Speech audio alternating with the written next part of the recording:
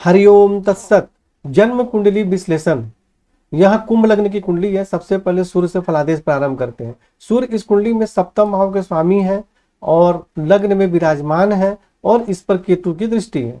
देखिए, सूर्य पर अगर केतु की दृष्टि नहीं होती तो कोई बहुत ज्यादा परेशानी नहीं होती, लेकिन सूर्य पर केतु की दृष्टि है जिसके कारण शारीरिक स्वास्थ्य, सौंदर्य, जीवन की उन्नति में कठिनाई एवं परेशानी होती है। और सप्तम भाव के स्वामी हैं, खुद के घर में देख रहे हैं, परंतु केतु से पीड़ित होने के कारण वैवाहिक जीवन के सुख में भी कठिनाई एवं परेशानी होती है। यहाँ से अपने घर में देख रहे हैं तो जिसके कारण तो यही फलादेश होगा कि पत्नी एवं वैवाहिक जीवन का सुख प्राप्त होता है, दैनिक रोजगार में सफलता प्राप्त होती है, परंतु केतु से पीड़ित होने के कारण परेशानी भी साथ में होती है। हालांकि सूर्य अगर अकेले लग्न में विराजमान हो तो ऐसे व्यक्ति को मान सम्मान प्रतिष्ठा भी प्राप्त होती है, परंतु केतु से पीड़ित होने के कारण उसमें परेशानी भी होती है।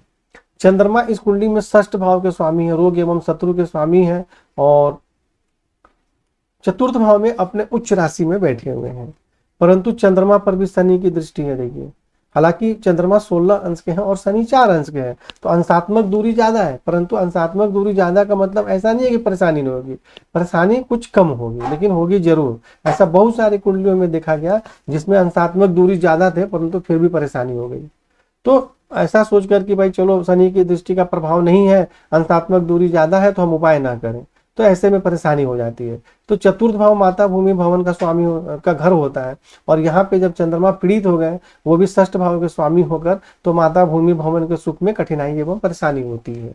मानसिक परेशानी भी बनी रहती है, शत्रु पक्ष से भी मानसिक परेशानी होती है, हृदय से संबंधित कुछ बीमारी होने की संभावना रहती है। तो इसलिए यहाँ पे चंद्रमा का मंत्र जाप करें, सफेद चंदन का तिलक लगाएं और शनि से संबंधित आपको उपाय करना जरूरी है।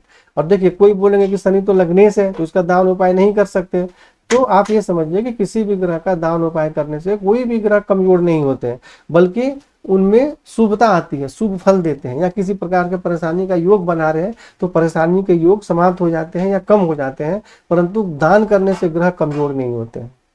और चंद्रमा यहाँ से दृष्टि डाल रहे हैं दसम भाव में, तो जिसके कारण रोजगार के क्षेत्र में सफलता प्राप्त होती है। ऐसे व्यक्ति को अपने काम धंधा रोजगार के लिए भ्रमण करना पड़ता है, ये भी होता है। तो अब फिर मंगल के विषय में हम चर्चा करते हैं। तो मंगल जो है इस कुंडली में तृतीय भाव के स्वामी है और दसम भाव के स्वामी है, यानी पराक्रम, भाई बहन के स्वामी है और पिता राज्य रोजगार के स्वामी है, द्वितीय भाव में विराजमान है। तो जिसके कारण धन एवं कुटुंब का श्रेष्ठ सुख प्राप्त होता है, धन का संग्रह होता है, पिता राज रोजगार के क्षेत्र में सुख सम्मान एवं सफलता प्राप्त होती है। और यहाँ से मंगल दृष्टि डाल रहे हैं पंचम भाव में, जिसके कारण विद्या बुद्धि के क्षेत्र में सफलता प्राप्त होती है, परंतु संतान से संबंधित कुछ सामान्य परेशानी होती है। अष्टम भाव में दृष्टि के कारण कुछ कठिनाइयों के साथ आयु में वृद्धि होती है और नौवां भाव में दृष्टि के कारण भाग्य की उन्नति होती है। आप धर्म का पालन करते हैं, उच्च शिक्षा अच्छी प्राप्त होती है, परंतु मंगल कमजोर है। देखिए, 25 अंश के हैं, बिल्कुल कमजोर है, तो जिसके कारण तो श्रेष्ठ लाभ आपको मिलेगा नहीं रोजगार में। दूसरी चीज की चलित कुंडली में मंगल यहाँ आ जा रहे हैं राहु के साथ। देखिए, मंगल के सामने प्लस है, तो चलित कुंडली और लग्न कुंडली दोनों से मिलता जुलता प्रभाव हमारे जीवन में होता है। यदि तो लग्न कुंडली में और चलित कुंडली में कहीं भी परेशानी हो तो हमें उसका उपाय करना जरूरी है। तो चलित कुंडली में क्या हो जाएगा, लग्न कुंडली में तो मंगल मात्र कमजोर है, लेकिन चलित कुंडली में कमजोर भी है, राहु के साथ बैठ गए और उस पर केतु की दृष्टि हो गई और अंशात्मक दूरी बहुत कम है, 25 और 27, तो जिसके कारण भाई बहन के सुख में कठिनाई एवं परेशानी होती है, उनसे मतभेद हो जाता है या भाई का सुख होता ही नहीं है और पिता राज रोजगार के क्षेत्र में भी कठिनाई एवं परेशानियों का सामना करना पड़ता है। इसलिए यहाँ पे मंगल को प्रबल करें और राहु केतु से संबंधित दान एवं उपाय करें, तभी आपका श्रेष्ठ प्रकार से रोजगार चलेगा। बुध जो है आपकी कुंडली में पंचम भाव के स्वामी है और अष्टम भाव के स्वामी है, आयु के स्वामी है और विद्या बुद्धि संतान के स्वामी है। लग्न में विराजमान है सूर्य के साथ, सूर्य के साथ बुध विराजमान है, जिसको कि बुध आदित्य योग भी कहा जाता है। ऐसे व्यक्ति को मान सम्मान प्रतिष्ठा भी प्राप्त होती है, जीवन में उन्नति होती है, परंतु मैंने क्या बताया कि केतु से सूर्य पीड़ित है, जिसके कारण श्रेष्ठ लाभ प्राप्त नहीं हो पाता है। तो बुध यहाँ क्या करेंगे, यहाँ विराजमान होने के कारण शारीरिक स्वास्थ्य, सौंदर्य, सम्मान, प्रतिष्ठा में वृद्धि होती है। ऐसे व्यक्ति ज्ञानी और विद्वान भी होते हैं, विद्या बुद्धि संतान का भी श्रेष्ठ सुख प्राप्त होता है, आयु में वृद्धि होती है और सप्तम भाव में दृष्टि के कारण पत्नी एवं वैवाहिक जीवन का सुख प्राप्त होता है, दैनिक रोजगार में सफलता प्राप्त होती है और पंचमेश और सप्तमेश का दोनों का यहाँ संबंध बन रहा है, जिसके कारण प्रेम विवाह की भी संभावना रहती है।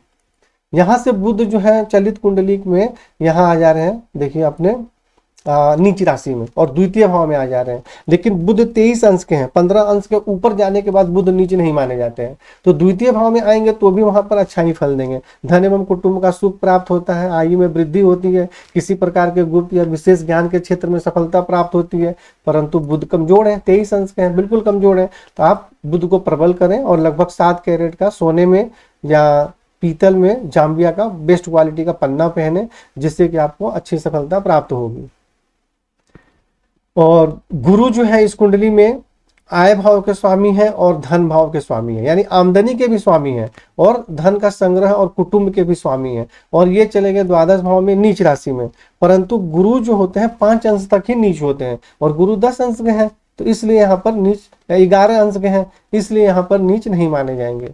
परंतु द्वादश भाव में जाने से क्या होगा कि आमदनी से ज्यादा आपका खर्च होगा, लेकिन बाहरी स्थानों से कुछ आमदनी के भी योग बनेंगे, धन का संग्रह नहीं होगा और आप धर्म के काम के लिए भी बहुत ज्यादा अत्यधिक खर्च करेंगे। आमदनी प्राप्त करने में कठिनाइयों का सामना भी करना पड़ेगा।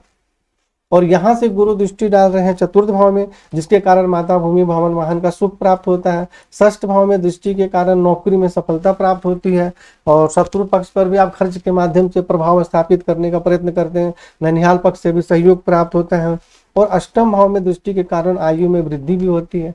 तो गुरु यहाँ पे फल तो अच्छा दे रहे हैं, लेकिन द्वादश भाव में जाने के कारण आमदनी और धन का सुख सही प्रकार से नहीं मिल रहा है। कोई भी ग्रह छठे 8वें 12वें में चले जाते हैं तो वह जिस भाव के स्वामी होते हैं उनके सुख में कमी हो जाती है।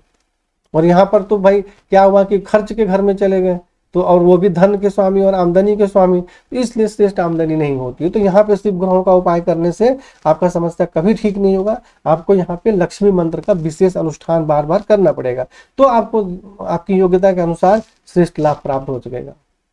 शुक्र जो है इस कुंडली में चतुर्थ भाव का स्वामी है, 9वां भाव का स्वामी है, राज्यों कारक ग्रह है, माता भूमि भवन वाहन के स्वामी है, भाग्य के स्वामी है।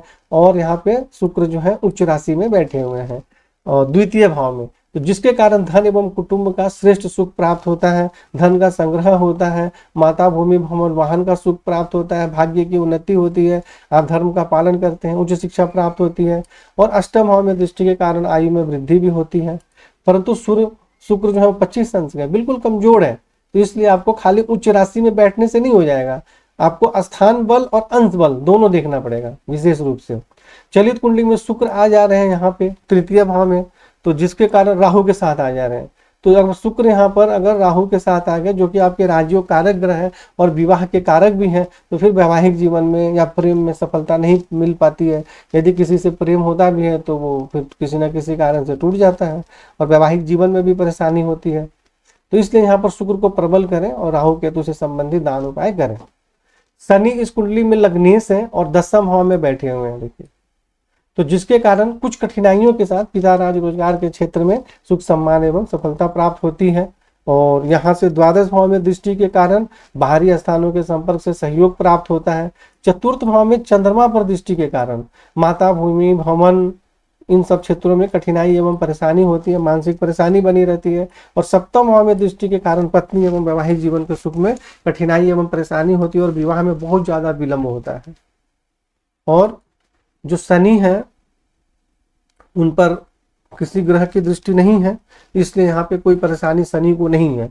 लेकिन शनि चंद्रमा को देख रहे हैं, यह परेशानी है कुछ, तो इसलिए शनि का आपको मंत्र जाप भी करना है और इसका उपाय भी करना है। मंत्र जाप इसलिए करना है ताकि जो लग्नेश है और अंश बल में कमजोर है, इसलिए इनको प्रबल करना जरूरी है। लेकिन बहुत ज्यादा प्रबल करेंगे तो फिर रोजगार में भी परेशानी होगी। ऐसा नहीं है कि लग्नेश है तो परेशानी नहीं करेगी, लग्नेश कहाँ विराजमान है यह देखना जरूरी है। यदि वह अपने मित्र राशि में विराजमान है, उच्च राशि में, सम राशि में है तो लाभ देंगे, और लग्नेश यदि शत्रु राशि में विराजमान है तो वहां परेशानी भी देंगे। राहु तृतीय भाव में विराजमान है, जिसके कारण पराक्रम में तो वृद्धि होती है परंतु भाई बहन के सुख में परेशानी होती है। सप्तम भाव में दृष्टि के कारण पत्नी एवं वैवाहिक जीवन के सुख में कठिनाई एवं परेशानी होता है, विवाह में बहुत ज्यादा विलंब होता है। 9वां भाव में दृष्टि के कारण कुछ कठिन परिश्रम के माध्यम से भाग्य की उन्नति होती है। और एकादश भाव में दृष्टि के कारण आमदनी प्राप्त करने में कठिनाइयों का सामना करना पड़ता है। कभी अचानक लाभ प्राप्त होगा तो अचानक नुकसान भी हो जाता है। तो राहु से संबंधित दान एवं उपाय करें। केतु नवम भाव में विराजमान है, जिसके कारण परिश्रम के माध्यम से भाग्य की उन्नति होती है, आप धर्म का पालन भी करते हैं। यहाँ से लग्न में सूर्य पर दृष्टि डाल रहे हैं, बुध पर दृष्टि डालेंगे तो ज्यादा परेशानी नहीं है, सूर्य पर दृष्टि डाल रहे हैं, जिसके कारण शारीरिक स्वास्थ्य, सौंदर्य, जीवन की उन्नति, पत्नी, वैवाहिक जीवन, इन सभी क्षेत्रों में कठिनाई एवं परेशानी होती है, स्वभाव उग्र होता है और चोट इत्यादि लगने की संभावना भी रहती है। मस्तिष्क में किसी प्रकार की परेशानी या बीमारी भी होने की संभावना रहती है, तो इस पर ध्यान देना चाहिए। और तृतीय भाव में दृष्टि के कारण पराक्रम में तो वृद्धि होती है, परंतु भाई बहन के सुख में परेशानी होती है, हाथ या कंधे पर भी कुछ चोट इत्यादि लगने की संभावना रहती है। और पंचम भाव में दृष्टि के कारण कठिन परिश्रम के माध्यम से विद्या, बुद्धि, संतान का सुख प्राप्त होता है। तो राहु केतु से संबंधित दान एवं उपाय करना है, इनका रत्न बिल्कुल भी नहीं धारण करना है। तो आपको समझाने के लिए यह वीडियो बनाया गया था। तो आपको जो कुंडली भेजा गया है उसमें आप फलादेश को देखें, उपाय को देखें और इस वीडियो को देखें और उसके बाद फिर फोन से चर्चा करें। हरिओम तत्सत।